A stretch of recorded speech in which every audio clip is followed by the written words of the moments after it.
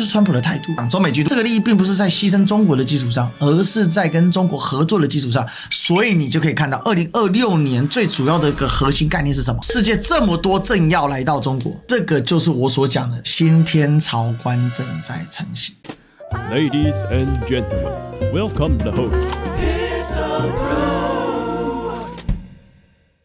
然后我们来看一看 Trump 的受访 And we just have a good relationship, but we were treated very well. 川普啊，不断强调中美元首会谈这里面，他受到了来自北京非常非常好的待遇，而且强调他跟北京的领导人之间的个人的关系，强调这种个人关系来强化自己在这一趟里面的一个独特的点。He's a tremendous. 非常非常这句啊，这句其实在美国现在引起很大的一个争端了，因为他用了一个非常高的一种称呼的方式啊 ，He's a tremendous leader， 所以他形容这是一个很棒的一天。这个内涵很重要，因为中美居度各自表述里面，你会发现一个很大的问题哦。这一次中美元首会谈之后，没有任何的条约，没有任何的联合的声明公报，但是彼此之间在各个领域，在不同的部门却放出了很多具体的成果，包含了我们今天会特别讲的5B4T。I didn't invite them; they all wanted to come. 这里啊，他要吹嘘了一下自己，就是说，不是我邀这些大企业的，是他们自己抢来呀。川普邀了，一开始邀10几个，后来据目前来看，反正至少20-30个跑不掉，然后每一个都有出场，这些人藏在飞机的肚子里走了出来，然后呢，让这个中方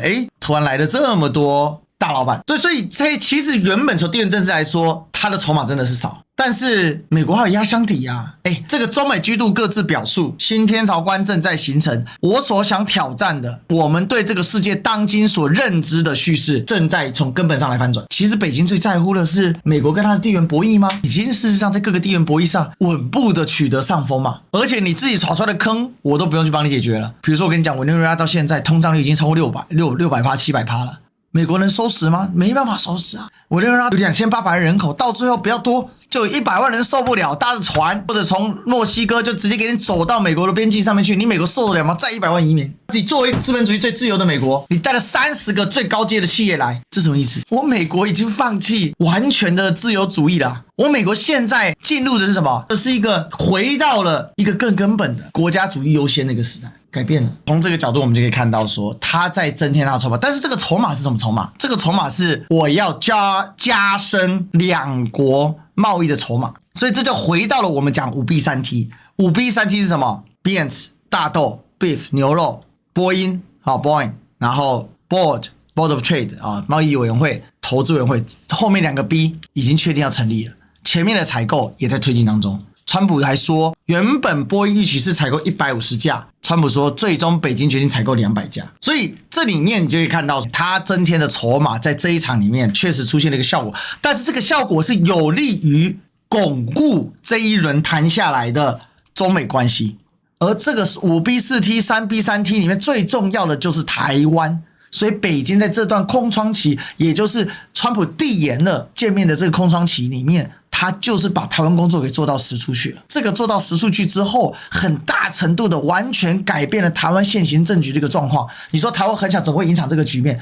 但问题是台湾问题就直接在北京的会谈里面就讲得很清楚，川普回去都证实了，台湾问题是中美问题当中的核心问题，并且台独跟台海和平是水火不容。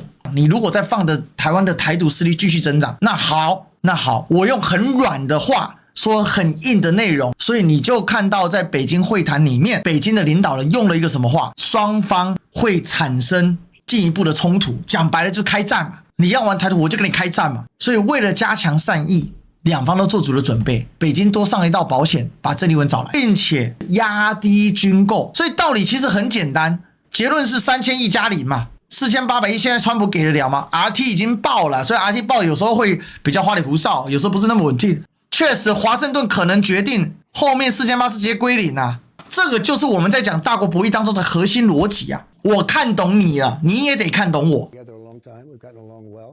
When I first came here, China was really taking advantage of the United States. And I'd like to see them do more. That would be good for trade and trade balance. 这就是什么？贸易委员会、投资委员会，因为贸易会有逆差顺差的产生，透过投资去弭平这个逆差顺差，会形成一种正发展，它会让两国的经贸关系更加紧密。所以这个概念呢是这样子一个逻辑，它每句话都在紧扣它的5B3T， 其实是3+1T， 是5B4T， 只是有一个 T 谈不出结果。That you have a very 然后这里是整个提问的关键，也是我们今天讲这个大使观里面什么叫 G2 各自表述。You're America first. You seem to always understand he's going to be China first. 这里是一个挑战哦。这句话什么意思？修昔底德陷阱。Yeah, totally. 北京领导人用了一个川普能够听得懂的话语在跟他对话，因为之前最大的问题是什么？老美最害怕什么？老美不理解你中国要干嘛，他也没那个想去理解的那一种深入理解的动力。但这次完全不一样了。美国这一次呢，包含川普在晚宴讲话里面，他深入的挖掘了一件事情，挖了什么事情呢？挖了中美之间的关系，从美国的 Founding Fathers 美国的建国元勋开始，把整个关系梳理了一遍。所以这里面他去找了中美历来最好的一个关系点，而美国人这是第一次非常非常认真的，虽然我只有250，但是我愿意把250里面跟5000年历史文明国有交集的地方给找出来。好，所以这里面大家理解到这个是对接的，因此川普在现场他接受了对于所谓的修昔底德陷阱可以被打破这件事的一个新的逻辑，这个逻辑他把它带回了美国，而主持人依然停留在上个逻辑，所以这里面的关键是讲白了，主持人又拿出修昔底德陷阱来挑战，只是他没有直接讲修昔底德陷阱，但事实上这是修昔底德陷阱的内核，两个强权只能是一生一落，没办法同时共存，但中国已经跟美国讲很久，从17年讲到现在，一直在讲太平洋够大，容得下中美两国，这种底层逻辑要打破其实并不容易。但是在这里主持人问了川普，但川普急于要回答，接下来你看这个回答非常精彩。好，首先呢，第一个他强调什么？ He's China 你看打断他直接打断主持人。 first. He wants to make good deals, but having a good relationship is a good thing. 他实际上在带着美国人去做一个思考。对，你说我们是美国优先，他们是中国优先，但是你如果有一个很好的关系，跟一个非常强大国家的领导人在一起，那是好事。这就代表说美国人想到下一个认知了，美国优先跟中国优先是水火不容的逻辑在哪里？第一，修昔底德陷阱，一个强权上来，一个强权要下去。第二，对方还没有我强，所以我可以把他干掉。所以在他取代我之前，我先把他干掉。但是如果他现在足够强大了，强大到你不见能干掉他了，那修昔底德陷阱不就被翻转了吗？那就是说变成他要取代你啊，你的修昔底德陷阱的逻辑就被翻转了。修昔底德陷阱就是新上来的强权会打败旧的强权，经过一场战争逆转。但是那是建基在什么？如果你要把它打压，建基在我够强大，我可以把它压下去。但现在中国足够强大，所以川普开始带着美国人思考，我们拥有最强大的军队，经济中国真的是最强大，但是我们也很强大，而且我建构了最强大的军队。 It's just a question of time. 啊，这个真的是很厉害了。说，哎，你不是在战争啊？我已经成功了。那为什么现在没有你看到你成功了？那只是时间问题，你等着看吧。我觉得他挺厉害的，他把记者给带走。第一个先打破，我觉得他是一个暖男、温和的人，只是他以事物为重，他不代表他不温暖，只是他跟你多讨论，先把事情讨论完 At 了。 the end, there's no games, there's no 这个时候就还打这些假新闻，为什么？因为任何说北京领导人好，在美国会被讲成什么一样嘛？大共仔阴谋一样。我先讲先赢。 they'll say, President Trump said that President Xi was a brilliant leader. That's a terrible thing. What am I going to do? You know, but it's 我为什么带了这么多大企业领导人去？我为什么去跟他谈？他们是去做生意的，去 make deal， 去做交易的，并且把就业带回来，制造业回流，工作回流，你就知道说他其实他讲这些话他是很绵密的，他是有在铺陈跟思考的。这个这样绕一圈下来，我说真的，所谓的对抗趋势、对抗的态势，美国人那个修昔底德陷阱的脑袋瓜就被植入了一个感觉是，中国确实很强大，美国也够强大，但中美之间好像没有必然要冲突的样子。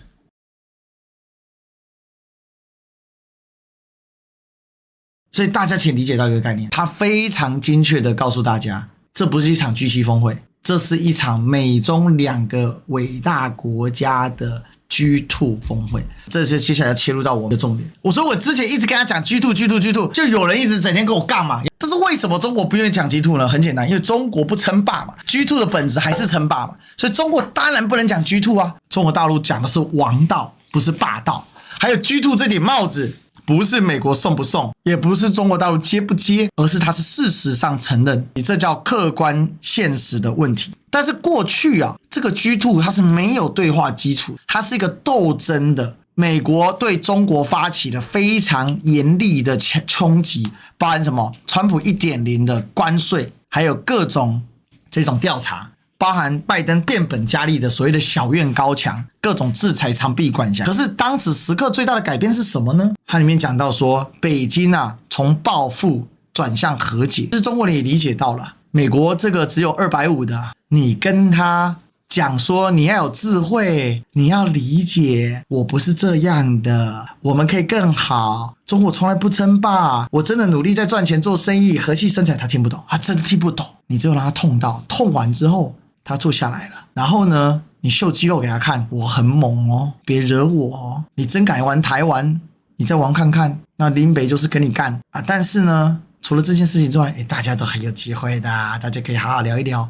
这时候美国才真正了解到说，哦，原来是这个样子，因为他只有250嘛，你有5000嘛，他当然他的所有资料库里面他找不到一个这样的逻辑嘛。而且你要想，美国人来到中国的时候是中国最衰弱的时候啊，美国人当年清华会退款，不是出于什么帝国主义的道德良善啊，而是出于对中国的一个基本的，你说怜悯也好，施舍也罢，或者说至少让中国迸发一些力量，可以不要被英法帝国主义彻底肢解，让我失去机会。你要功利一点讲是这个样子。所以这个是北京在经过了从17年到25年，或者至少到24年一个非常深刻的理解。因为甭管是拜登或川普一样啊，哪里有差别？在这个世界，他们的思考逻辑是什么？他们思考逻辑从来不是你那一套嘛。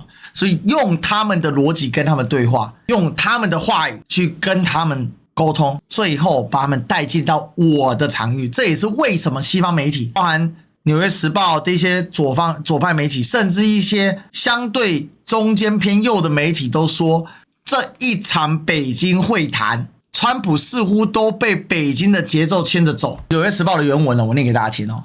北京领导人呢，正从报复转向和解。本周呢，北京举行的他称为具有历史意义的峰会上，川普也说这非常具有历史意义。北京让华盛顿做出选择，是接受中国作为拥有不可逾越红线的平等大国，还是继续一个可能导致全球落入修昔底德陷阱的超级大国冲突循环，并且呢，为这个新蓝图起了一个拗口的新名字——建设性战略稳定，其实叫做什么？叫建构中美建设性战略稳定新形态关系。所以是建设性就是实质意涵，战略稳定，要稳定的战略，也就是双方要有非常明确的关系的确立，然后这个中美的一个新的关系，而且用非常明确。那这个代表什么意思呢？那其实后来新华社发了一个这个4种稳定关系的，但其实总结就一句话：中美能合作的地方尽量合作，不能合作的地方要竞争，管控竞争，再来避免突发状况的分歧，也就是避免冲突，最后长久和平稳健的推展下去。所以呢，我们把这个事情就回推，这一次为什么我说叫中美 G2 各自表述？中国大陆说的 G2 是所谓的修昔底德陷阱是可以跨过去的，美国接收到的是好，我会试着跟你一起来跨过去。所以在现场的时候，中华民族的伟大复兴跟让美国再次伟大是可以并行，可以一起的，可以携手的。现场翻译甚至用到了 Make America Great Again 这样的说法的翻译放上去了。川普他听到了之后，他去尊重，他透过历史的方式，透过明朝历史的方式，他从头到尾没有否定修昔底德陷阱，因为美国人民确实相信这个东西，所以他用着不否定但我实质去扩大接触的方式来真正意义上来面对这件事情。所以中方呢，并没有说我接受 G2 的表述，但我实质上告诉你，我知道你很忧心 G2 这件事。因为为什么？对美国来讲，他一定得当世界老大，当不了世界老大，他只能干死世界老二。但美方已经确切理解到中国现在不是世界老二，而中方过去的做法是你的说法我不能接受，因为我不可能是 G2， 但是我现在告诉你，我理解你在想什么，我理解你的修昔底德陷阱，我理解你想要让美国再次伟大，但是我们可以一起伟大，你要相信我。所以为什么一直强调非常好的关系？记者回去问他，你什么都没签，你到底怎么解释？我说我有非常好的关系。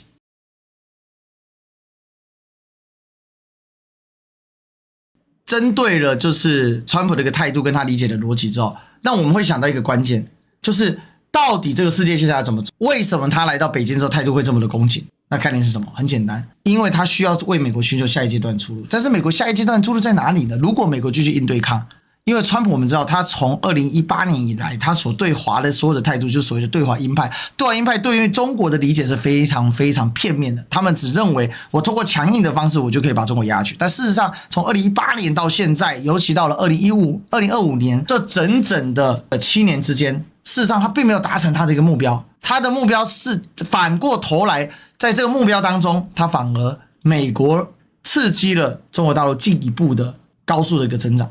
所以在这里面，美国现在也开始务实的面对一个问题：这30个大企业主他所需要的面临的问题是什么？他不可能再关起门来，他一定得踏出去、走出去，面对一个世界所最强的一个经济体，跟他们自认为自己也是世界最强经济体来进行所谓的强强联手。所以我们在看这个事情的时候，你就看到双方都进行了非常高的位置的移动，川普更加的务实了。所以对华鹰派里面呢的大头，他把 Rubio 给抓来 ，Rubio 阴到什么程度 ？Rubio 是被北京给制裁的，而北京竟然愿意让 Rubio 来，这是北京务实一面。而且我用你的话语，我来告诉你，所以我刚才讲到所谓的修昔底德陷阱，我们是可以强强联手。我告诉你是这样，中美关系是对影响世界至关重要。美国媒体现在都在攻击川普，说他完全被北京的节奏带着走。可是问题是，他真的只是单纯被北京节奏带着走啊？不。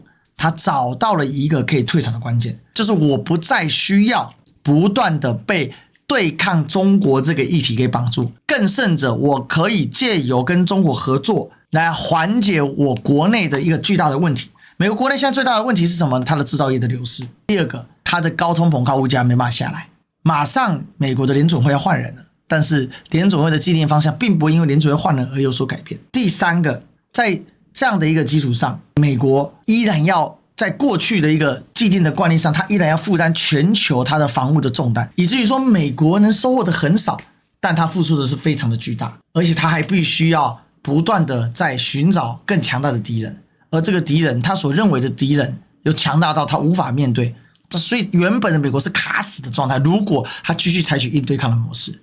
可是呢，我们今天看到是川普采用了更务实的态度，他带了一大堆的这一些这个制造业啊，各种行业的龙头到了中国去，而且你看到这些行业主要集中在什么？主要集中在科技业，然后呢金融业，除了波音当然比较特别啦，波音因为它是合众国长子，就实务层面来说 ，MAGA 确实需要下一个引点嘛，而川普回来之后得到了世界最强的另外一级的领导人的非常友善的对待，那当然对他来讲，牺牲一点小筹码又算什么？所以他就开始形成一些态度上的一些改变嘛。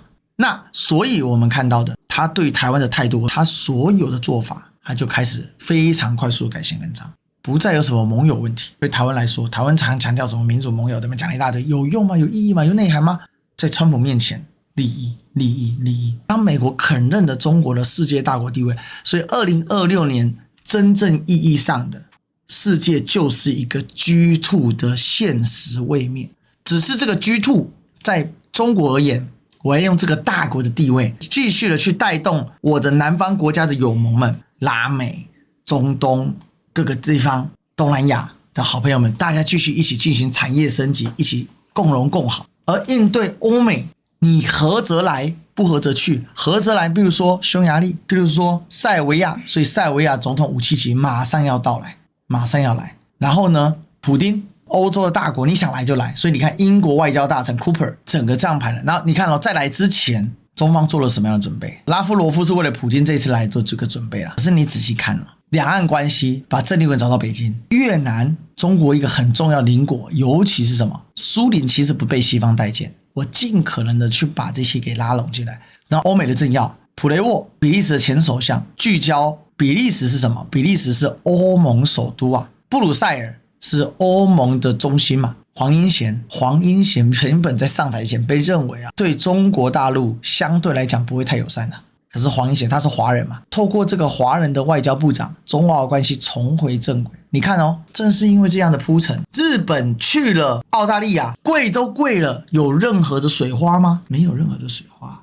北京绝对不会说自己是 G2，但是他会讲中美两大国是世界上最重要的国际关系，是世界的类似说，比如说是世界的定海神针，是世界人民福祉的所在，中美两国稳定。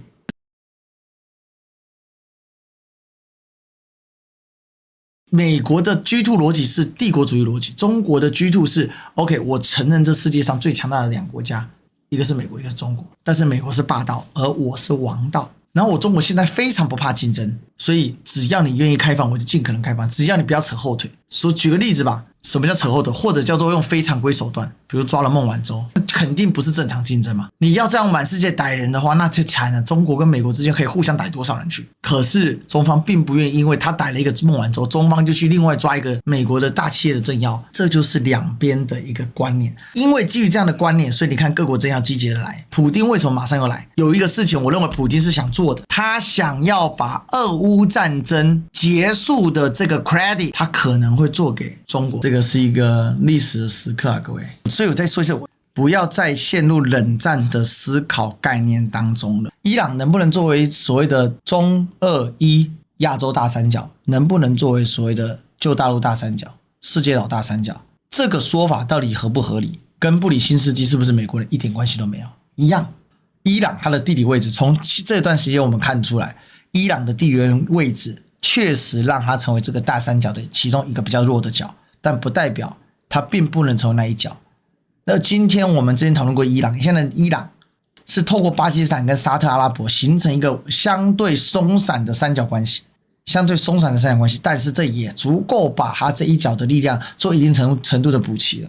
一样拉回来，今天我们所说的 G2， 经过从18年撞到了25年，世界动荡成啥样子了？俄乌炸了4年多了，中东杀到血流成河啊，加沙走廊死了5万人以上啊。欧洲军费家暴，给乌克兰900亿欧元的贷款，编了一个3兆多台币的总预算，要波兰48年偿还。波兰的 GDP 都干上 5% 啦，什么 5%？ 军费干上 5% 啊！这些东西的关联是什么？因为世界的格局原本的框架没了，美国带头把自己的框架做掉了，所以他需要一个新的框架。而川普的做法是，原本的框架让我赔钱，说我不要了，包含北约我也不想那么想要了，所以我要把它干掉。但是我把它干掉，那美国还当得了世界老大吗？当然美国得继续当世界老大，那怎么办呢？我把世界老二找来，但他不会来嘛，那我去吧。然后呢，我去找了世界老二，然后告诉他我们一起做老大，你说好不好？老二本来觉得说我稳稳的就要当世界老大，但我不想当老大，我不称霸的，我就开心做我自己不行吗？但你华府偏要来找我做世界老大，我不要，两边就这样子就一直僵着。所以川普 2.0 一上台，为什么跟北京打得更加火热？什么火热？对战的更加火热。在这个过程当中，北京开始发现一个观念，做好了准备，研究好了川普，所以我开始用你的语言讲话，我告诉你我懂了，我知道你很担忧，我知道你华盛顿很担忧，我知道，所以我理解到了，你担心休昔底的陷阱嘛？没有问题，我们来就休昔底的陷阱来想办法解决它。所以 3B3T 扩展到 5B4T 就是这个概念嘛。你最担忧的无怪乎说你做不了世界老大吧？是的，所以我在我的可容许范围之内去呼应你，去回应你的担忧以及你的诉求。所以后面新华社发了4个稳定嘛，那4个稳定总结就是我刚才一开始所讲的嘛，合作是第一选项，不能合作要竞争的地方有序竞争，然后呢建构彼此的管控分歧，就是避免彼此高强度冲突，也就是避免军事冲突。大家请注意哦，中美之间有个默契哦，国防部长一般不跟随做国事访问的。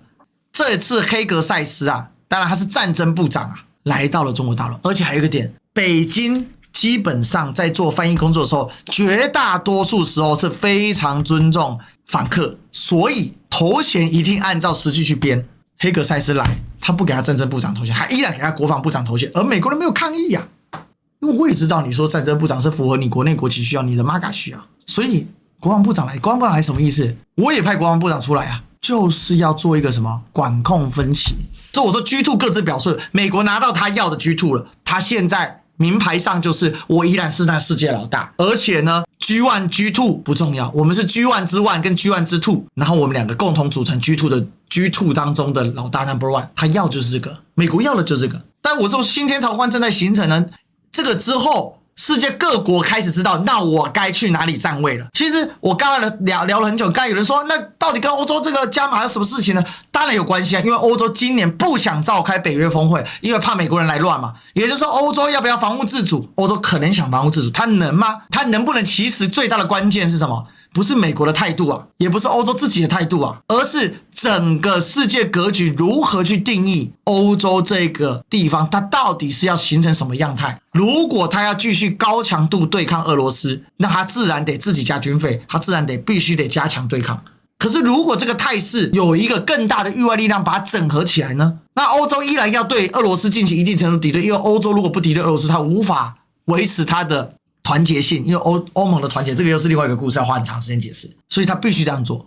可是至少有一件事情，现在中美打得那么激烈，他们都能够管控分歧，合作大于竞争，竞争依然存在。那欧洲有没有可效法的方向？有没有可效法的对象？如果俄乌战争是以这个模式来收尾的话，那欧洲是不是又可以找到自己新的一个组织的定位？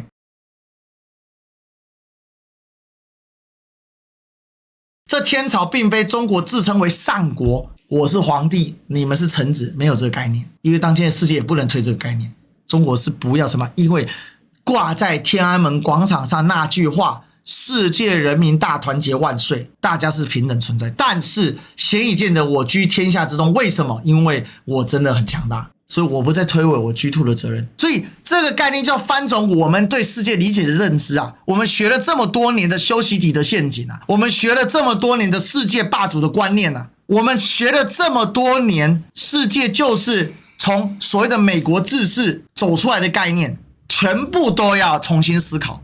这个东西推了好几年，到今年这几个框架都落实了，2026年就是真正意义上人类一个新的纪元的开始啊！这也是为什么日本做再多都叫做徒劳无功。在这个大框架跟大趋势之内，你日本选择的是一个逆趋势逆潮流的走法，你必然4个字徒劳无功，甚至引火自焚。但是巴基斯坦看透了这个趋势，所以巴基斯坦知道他在做什么，借着自己身份的加持，他背后老大哥大家都知道是谁，但我跟美国关系也很好，美国也无意打破这个，这是历史关系。然后我去做我该做的事，我跟沙特阿拉伯形成攻守同盟，我跟伊朗维持好最好的关系，这个对于整个新天朝观是有贡献的。以中国为天下之中，以天下之中带动世界发展。所以我跟大家讲，觉得说我们不要被这名词框限，但是现在没有更好的名词，北京也不会去提这个名词嘛。所以我借着就是川普的概念，他事实上他也把它讲出来了，但是我们要翻转我们自己的思考。所以我说去年叫变，今年叫升，今年把所有去年有变局的一个头，在今年全部深化推动。我的预测有没有理解到这个概念啊？接下来呢，大家比拼的就是最后一个，或者说我们至少现在我们可以立刻预见的一个工业或者是科技的一个里程碑，就是 AI 的爆发。所以我们从这样看完之后，其实我们整个的图谱跟整个的系统我们就看得很清楚很清楚。这也是为什么现在赖上如此的痛苦啊！我跟大家讲啊，这场北京会谈才刚结束，在台湾已经引爆了一连串的混乱。沈伯洋已经疯狂到说现状就是台独，然后赖清德他重新再定义台独，他们没办法，他们不这样做他们演不下去了。事实更证明，就是郑丽文站在的是历史正确的一边，中美之间的对谈建立的新的架构完全用不到所谓的第一岛链，至少用不到台湾嘛。台湾是我的核心利益，代表什么？中国在这一轮的斗争里面，中国大陆达到它的目标了，台湾是我的核心利益，尊重我的核心利益。那你想要谈的世界框架，我可以给你回应，而且并且可以帮助你让美国再次伟大。但是这个美国再次伟大有中华民族的伟大复兴，而中华民族的伟大复兴一点都不能少。所以思考问题要去翻转这个概念。我们今天讲 G2 只是借了它的名词，不是去合理化美国的霸权。我觉得今天很荣誉啊，很荣幸哦，见证了这个历史的变化，然后这个新天朝观正在重新形成。所以各位，我们也要更新我们的脑袋瓜，也要升级我们的思维跟思潮。